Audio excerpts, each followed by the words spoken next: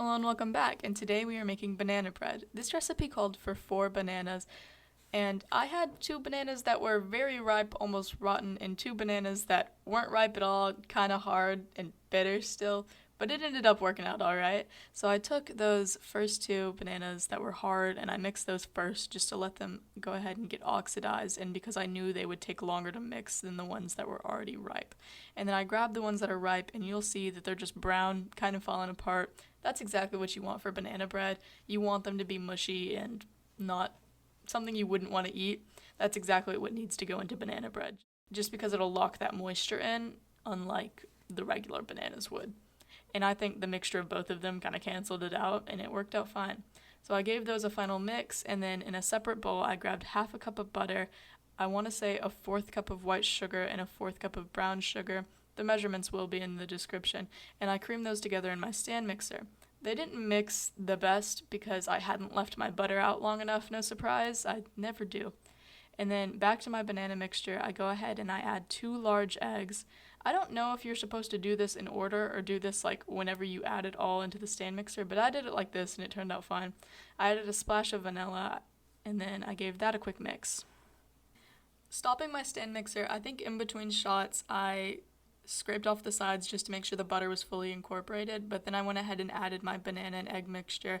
I turned that on and I probably let it run for 2 to 3 minutes just to make sure everything was fully incorporated.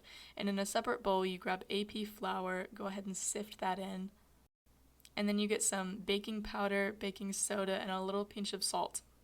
Before sifting that in, you want to make sure it's really fine because you cannot stir this batter like you would regularly. It needs to be folded in, and this will just prevent any clumps. And then I go ahead and fold. Everybody has a different technique to how they fold. I do it a little weird. I was trying to do a figure 8 method, but then I think I forgot what a figure 8 looked like, and it was okay. I had a couple pockets of flour, but it ended up all right. I then went ahead and added my chocolate chips, and in the word of my sister, there's never enough chocolate chips. I think I added more off camera, and I went ahead and I added those, continuing to fold them in. And then in a floured bread pan, I proceeded to spill it all over the counter and on the side of that pan, and then tried to make up for it by continuing to pour it. I cleaned up my mess, and then I added chocolate chips on top. Adding them on top just prevents them from falling down to the bottom and sinking. If you want to prevent sinking in general, just take whatever you're adding into your bread or cake and toss it in some flour before putting it into your batter. I sprinkled some sugar on top. I don't know if it really did anything. If you want to have like that crunch on top, you need a flakier sugar. I was just using regular sugar, but you could still kind of taste it. It helped the crust develop better. Oven's on 350. The light in my oven is still out. I promise it's on.